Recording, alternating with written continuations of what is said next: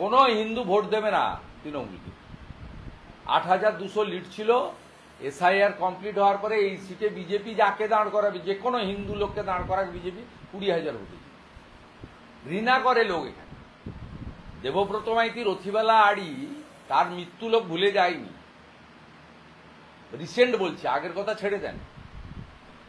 তো হিন্দু বলে মেরেছে ওরা, কেউ বিজেপির কোনো কর্মকর্তা ছিল না, সাধারণ লোক ছিল। শুধু হিন্দু বলে খুন করে দিয়ে গেছে, মোটরসাইকেল করে এসে। লোক জানে না 30টা সমবায়ের ভোট হয়েছে, 26টা বিজেপি জিতেছে, মুসলিম এলাকা ছাড়া। একটা মুসলিম এলাকা গড়চক্রবেড়িয়াতে ওরা জিতে গেছিল বলে এক্স আর্মি তপন মহাপাত্রর বাড়িতে গিয়ে বোম ফাটিয়ে দিয়ে এসছে 2 মাস আগে। হিন্দুরা এখানে আতঙ্ক থাকে তৃণমূল নামক বস্তুটার কাছ থেকে।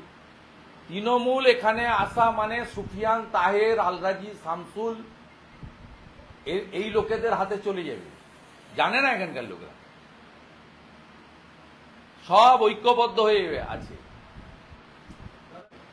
বিএলও তো করেছে, ইলেকশন কমিশন রিপোর্টও চাইছে, রিপোর্টে বলে দিচ্ছে আমরা তৃণমূল করি না। এখানে লোকালি বিজেপি কমপ্লেন করেছিল নন্দীগ্রামে, ফোকন সিট, এ পরিচিত তৃণমূলের এখানে একজন কর্মী বা স্থানীয় স্তরের নেতৃত্ব। কিছুদিন আগে সোনাচূড়া সমবায়ের ভোটে প্রার্থীও ছিল, হেরেছে।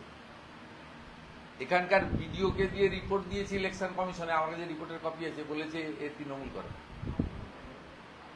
এখন বিএলও হতে গিয়ে ঘোষণা করছে আমরা তৃণমূল করি না।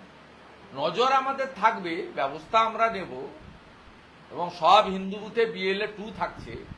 এবং আমি বলেছি সব রাজনৈতিক দলের বিএলএ 2দের সমন্বয় করে করব, এবং বিএলওদের স্পেসও খুব কম। যা ইলেকশন কমিশন করেছে তাতে ফাঁক কেটে পালানোর রাস্তা নেই।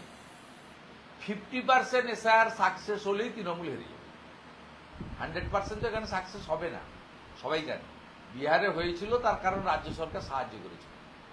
এখানে রাজ্য সরকার বিরোধ করছে, এনআরসি বলছে।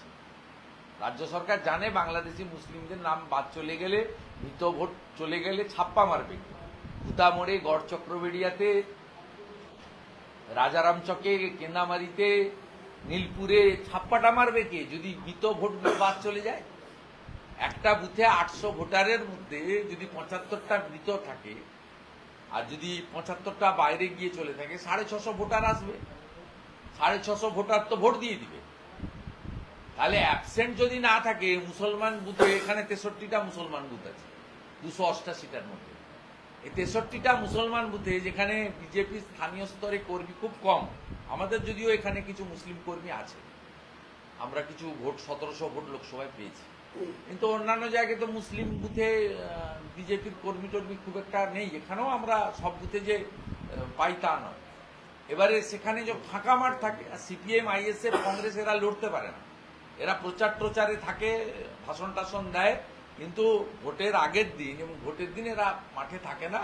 নয় পুলিশ তাড়া করে বের করে দেয়, আর যদি সকালে ঢোকে এরা মেরে তাড়িয়ে দেয়, বেরিয়ে চলে যায়। জানলা টানলা সব খোলা থাকে। তা সকাল সকাল একবারে দাঁত মাজতে মাজতে গামছা পরে একটা ভোট দিয়ে দেয়। তারপর 11টার পরে একটু প্যান্ট শার্ট পরে একটু সেজে গুছিয়ে এসে ভোট দেয়। বিকালবেলা যেই সূর্যটা ডুবছে তখন লুঙ্গি পরে এসে আরেকটা ভোট দিয়ে দিচ্ছে। মেয়েদের ক্ষেত্রেও তাই হচ্ছে।